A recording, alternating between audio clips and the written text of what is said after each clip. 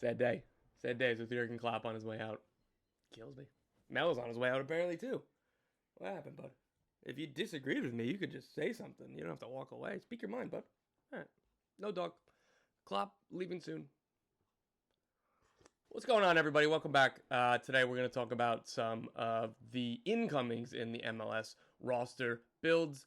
There are a lot of teams that are incomplete, but I wanted to highlight 5 here that I think are having the best off seasons so far.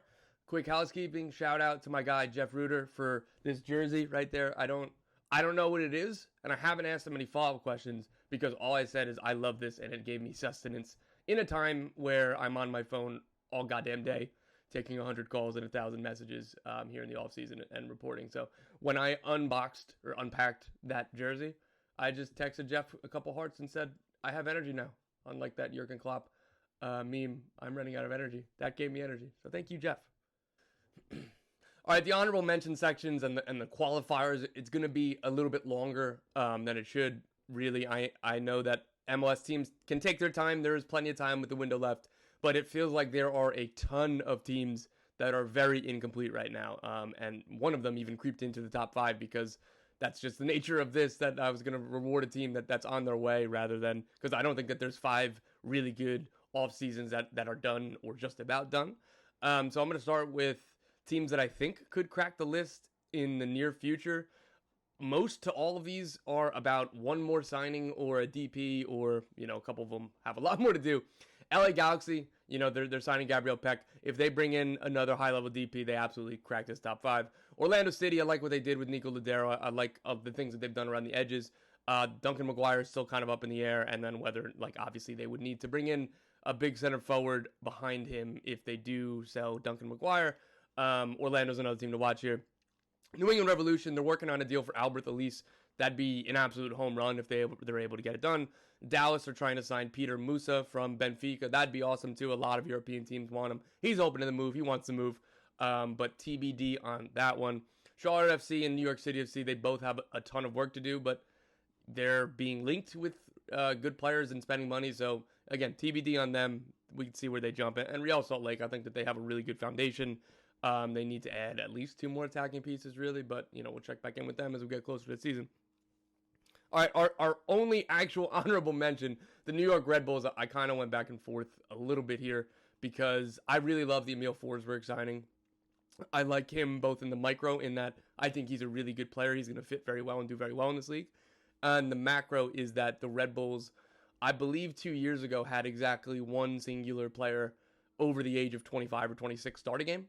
And before that they signed Corey Burke in free agency last winter, I couldn't really tell you the last time they signed a key player over the age of 23. So I like that. I like what it signals. I like that. That's a win now kind of move. And again, you could put the qualifiers in the asterisks. It came from Red Bull Leipzig to New York Red Bulls. Whatever. At this point, the Red Bulls fans are definitely happy about it. They have a DP spot open with Luquinhas leaving. Let's see what they do. All right, on to the list. Was that enough addendums? Was that enough rambling and nonsense before we even got to a top 5? I think I had a top 5, next 5. So let's go to the top 5. Number 5, the Portland Timbers. Look, they are definitely still incomplete. They are 100% going to add a DP attacker, almost definitely now a designated player center forward this offseason. And the goal is before opening day, but something like that over the next month is what I'm expecting. So we won't be able to fully understand what the offseason is until that and what the team looks like under Phil Neville, but they've done a lot of good work. First of all, in the outgoings, Niasgoda, Blanco, Yimi Chara, Yank Boli, that's 4 significant cap holds. That's at least 2 DP spots, with Niasgoda and Yimi Chara. It just cleared out a lot of space, and it was super necessary to get all of that done, and they did all of that early to make the room to bring in up to 2 DPs. Again, I know that one is going to come this winter. That second one might come this winter, might come in the summer. Who knows? It's kind of less of a need as much as that first DP spot is. All right, as for what they've actually done, though, they brought in Kamal Miller, Max Crepeau, and completely reworked their goalkeeper room, even behind Crepeau. That was easily the 2 most important things that this team needed to do. Another center back and another goalkeeper, and a starting goalkeeper. Particularly a goalkeeper, it's been in and out, it's been inconsistent, it hasn't been high level. Max Crepeau is the best goalkeeper out on the market, and they went out and got him. Very well done to the Portland Timbers for that. Kamal Miller, I didn't even think he was going to be available from Inter Miami. They have allocation money problems that they needed to generate. So, again, I don't think Miami wanted to trade him away, but just kind of the nature of the salary cap and their juggling. Portland were able to work that again. And, like, Kamal Miller trades, like, what, $750,000 up front? That's less than they traded Bill Tuiloma to Charlotte for. I think that's a really good business. Again, it's not a cheap deal, but, again, quality, MLS proven, Canadian national team center backs cost money, and well done by the Portland Timbers for going out and getting them. They also signed Santi Moreno to a new contract, which is huge because early summer last year, he put in a transfer request. He was unhappy about how contract talks were going. It's not easy to mend those relationships from the front office, staff, all of that. Like, Gio Savarese had said that his relationship with Santi Moreno was still strong during all of that. Obviously, he's not the coach anymore. So that kind of shows that it was more about the front office and the club. And the front office and the club were able to rework and mend that relationship. I think that's well done by them. Gonna have high expectations for the Portland Timbers. Number 4, Inter Miami. Honestly, I thought about not having them on this list because, look, their best signing was Luis Suarez. The Real Salt Lake weren't going to be able to make the deal that Miami did for Suarez. LAFC weren't going to be able to make the deal. This was a one team could sign Luis Suarez. So well done to them for getting it done, but it feels a little bit disingenuous to, be giving them a big celebration for it because, like, it's not as if they discovered Luis Suarez or, really convinced him, right? Like, this is the boost of having Messi and everything else. So, but I do like what else that they've done. And again, like I said off the top, there's just so many teams that are incomplete, and I'm not going to penalize Miami for being a super attractive destination. So, look, obviously, Luis Suarez is in, Julian Gressel, Nicolas Freire, center back. Out is Kamal Miller, Joseph Martinez. Joseph Martinez was straightforward, too expensive. You knew Suarez was coming in. Just no reason to kind of have him in a salary cap. I know he wanted to stay. They did like him, but nature of the game, nature of the business. Kamal Miller, again, I don't think that they were, like, wanting to get rid of him, but they got good allocation money for him. And again, they were able to bring in another center back. They already have Tomas Aviles and Serhii Christov, so they're good there. They have, obviously, a ton of great pieces. Luis Suarez, I think he's going to be awesome this year. He hasn't looked good in preseason, but I don't really care. And, like, in training, I've heard some stuff that, he's taken a little while to shake some rust off and get up to speed, but I really don't care. Even if he starts the season slow, I don't care. I don't know at what point I would panic just because of Luis Suarez and what he's earned. And again, not just from his time at Liverpool or Barcelona. Like, what he was like the best forward in Brazil last year. Like, again, it would have to be a long time of him not playing well for me to actually get worried. I love the Julian Gressel signing. I think that he fits really well with this team. Again, Tata Martino loves him. Tata Martino wanted him, so that's a great fit. It's super important for a team that's going to be playing 55 to 60 games this year to have a player like Gressel who can play central midfield, right wing back, or right back. I don't think that Tata sees him as a right back in a back four, which is why, again, Yedlin is going to be the starter when they play in a back four. But again, he can play a couple different spots. Preseason, they started out with a back three with Yedlin at right center back and Gressel at right wing back. I think that they're going to do that a lot. Gressel is awesome because he can play with Suarez, Messi, Alba, Busquets, and then he can also be a creative hub when some of those players are sitting, when rotation inevitably happens. So, well done by Chris Henderson and that front office to identify a player who can, again, both accentuate and fit in around the stars and the superstars, but also give them a different dimension with his crossing ability and creativity when some of those players are resting or rotating. So, well done by Miami for that. Number 3, the Columbus Crew, reigning MLS Cup champions. They haven't done a ton this offseason, and I'm not penalizing them for having a really great team together. And what they were able to do, it's more about what they didn't lose than what they added. John Thornton has talked about this more or less every year for the past few years, and it's true that it's really difficult to keep together a championship team across all salary cap sports and like major U.S. sports. And like MLS, it's been no different. Look at what LAFC is going through right now. They didn't even win a title last year, and they're down to 16 players because it's really, really hard to keep together these teams. Columbus re-signed Darlington Nagbe during the playoffs to a non-DP deal. He was out of contract this winter. It's huge. He's phenomenal, and the fact that they're getting him on a deal that can be bought down is huge. Steven Moreira and Rudy Camacho, they were all out of contract. They got re-signed. It was announced an hour before their championship parade started. That was huge. I didn't know if they were going to have the room for that. I knew that both of those players would have options. It was really, really good. Julian Gressel is the only rotation key player that they lost. And again, I just spoke about how much I love Gressel signing in Miami. I liked his trade for Columbus. The fact of the matter is, he wasn't starting in the playoffs for Columbus.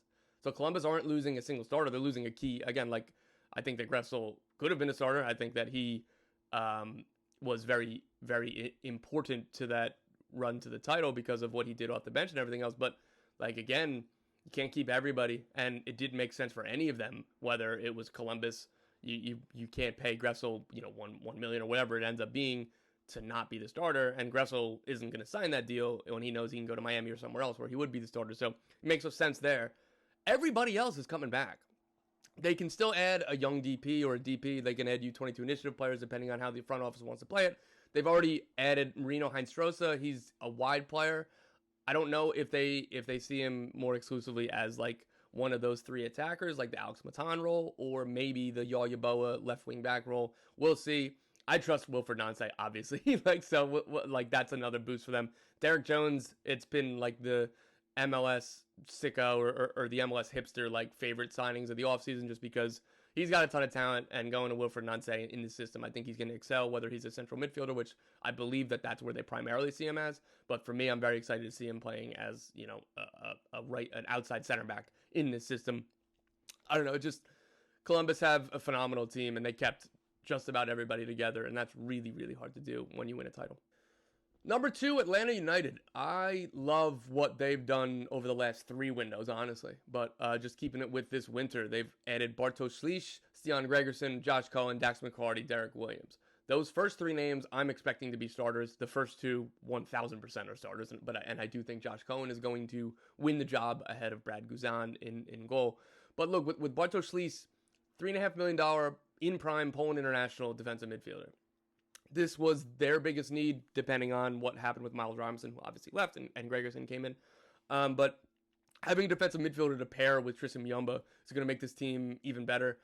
A good defensive midfielder, a good ball winner, a good ground cover. It makes life so much easier for everybody around him. And particularly with the way that Atlanta play and the strengths of their fullbacks, Caleb Wiley loves to get forward. Brooks Lennon, of course, loves to get forward. Now that you have 2 responsible central mid, you have 2 adults in central midfield. When was the last time Atlanta United had 2 professional adults in central midfield? I can't really remember. Like Michael Parkhurst, I know, was at center back. Like he was an adult in the room, and Jeff Laurentiis at central midfield back under Tata Martino. And like, was that the last time that they had 2 full-blown adults playing like in the team in the spine right there? So I really love it. I think Bartosz Slisz and Tristan Muyumba are going to complement each other very well. Stian Gregerson, again, like $2 million signing from Bordeaux, Norway, 7 caps with Norway. His pedigree says he's going to be good in this league. Again, remains to be seen, and fair enough with Slisz as well. A lot of this is just theory right now until we see, but again, what this team has done over the last few windows, they've hit almost every signing, everybody but Derek Etienne, really, right? Like, so, giving them the benefit of the doubt here. Dax McCarty, I think that was an awesome addition. They again, he was a first choice starter for Nashville. Nashville were good last year. He won't be a first choice starter for Atlanta, but I think he's going to play a ton of games. He's going to be a really, really valuable piece in the locker room, on the field. I love that signing. And Derek Williams to add another defender. Look, he has played for the Galaxy and DC United over the last couple of years. Not the 2 best, most stable organizations and defensive units.